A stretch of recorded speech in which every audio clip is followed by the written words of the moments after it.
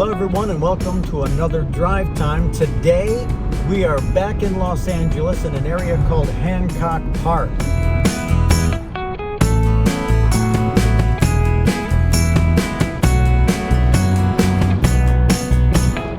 This is Russell. It's a pretty busy street. If you're familiar with Los Angeles or have ever heard of Vine Street, as in the famous intersection of Hollywood and Vine, well, this is the same street as Vine. The name just changes to Rossmore at some point. Anyway, this is a busy street, and as such, most of the homes seem to have large trees or shrubs covering the view.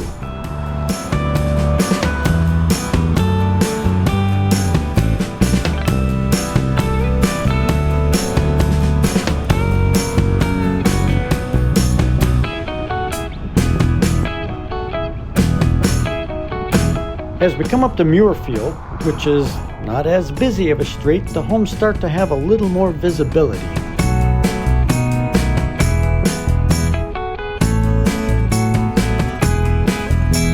Hancock Park was developed in the 1920s by a family named Hancock, who made their money in oil. Oddly enough, they didn't live here in Hancock Park. Instead, they lived down the road on Wilshire Boulevard a couple of miles, next to the La Brea tar pits, probably because of all the oil.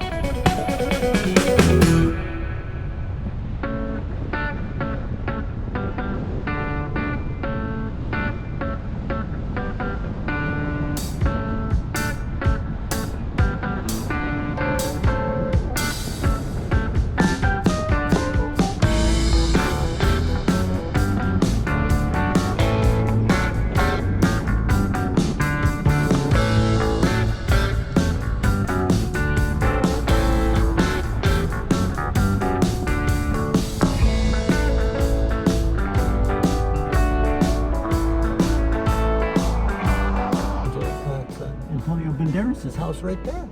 Huh? That's where Antonio Banderas and Melanie Griffith used to live. That was back when they were married. You can't see the house from the street because they really didn't want you to. They sold the house a few years ago, but it's still kind of cool to know that they used to live there. Here's a fun fact. The house was built in 1925 by architect Gordon Kaufman, the same guy who designed the Hoover Dam. Yeah, this Hoover Dam. So I'll bet their basement never flooded. Okay, and now one more turn onto Wilshire Boulevard. You know, it really does surprise me how many nice homes there are within one block of Wilshire Boulevard. I mean, Wilshire Boulevard is a big commercial street.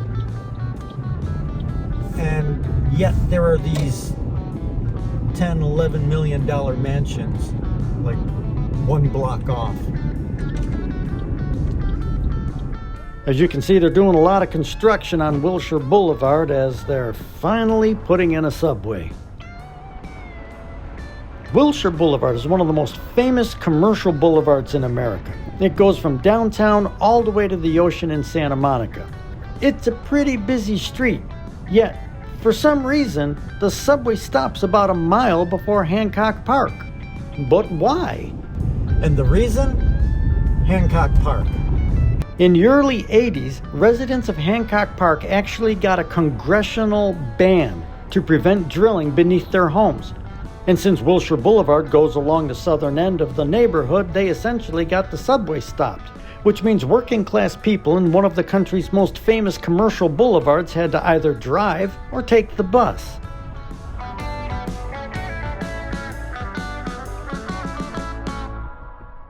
Now, something must have changed because they are at this moment building a subway beneath Wilshire Boulevard, and it's going right past Hancock Park. I don't know if it's going to go all the way down to the ocean, but this is at least a good start.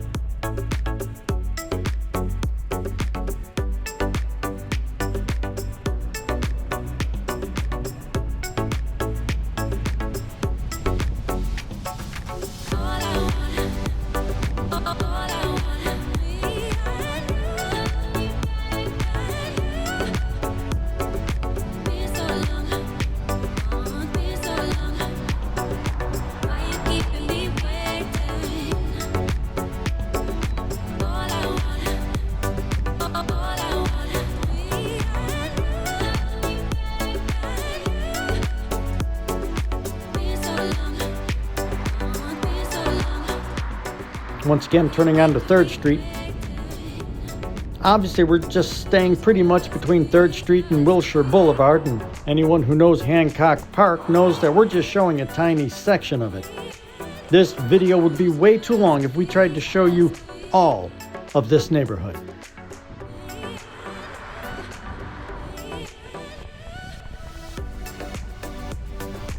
Oh, another house with a really high hedgerow. Wonder who lives there.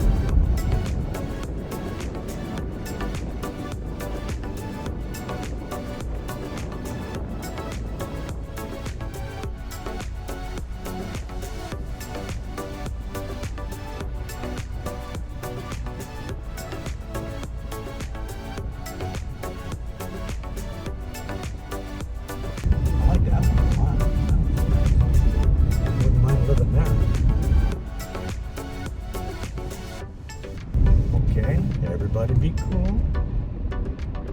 This neighborhood even appears to have a security guard. I mean, seriously, a security guard.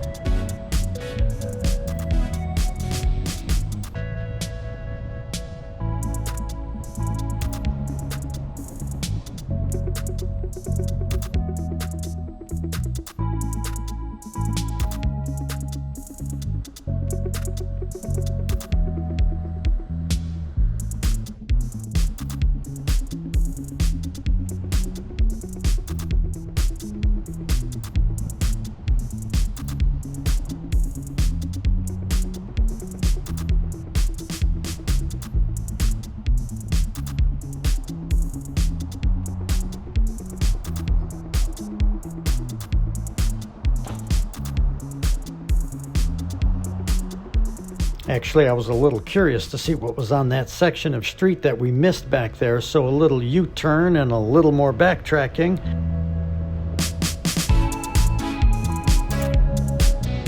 And here we are again.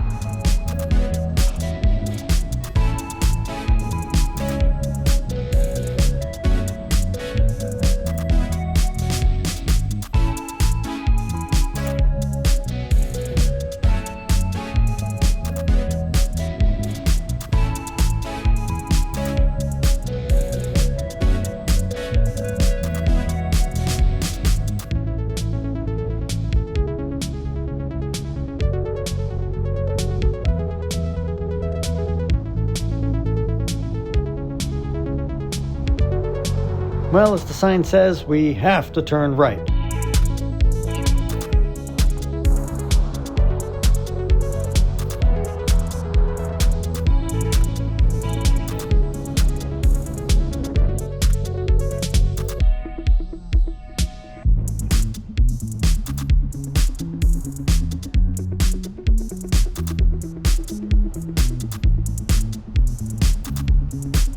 I mentioned in another video we did in this area about the fact that there are no telephone lines or power lines above ground. Everything is underground. That was on purpose, and that actually was a pretty impressive feat back in that time.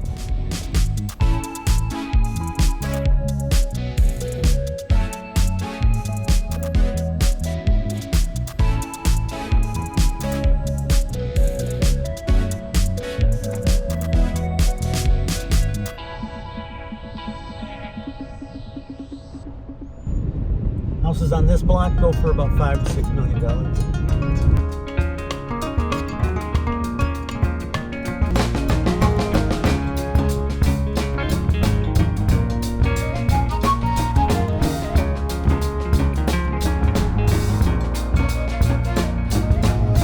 Just about good a place as any to finish up. So this was Hancock Park. I hope you enjoyed it. I enjoyed having you along for the ride. If you were so inclined, give a smush to that like button. I'll see you on the next drive.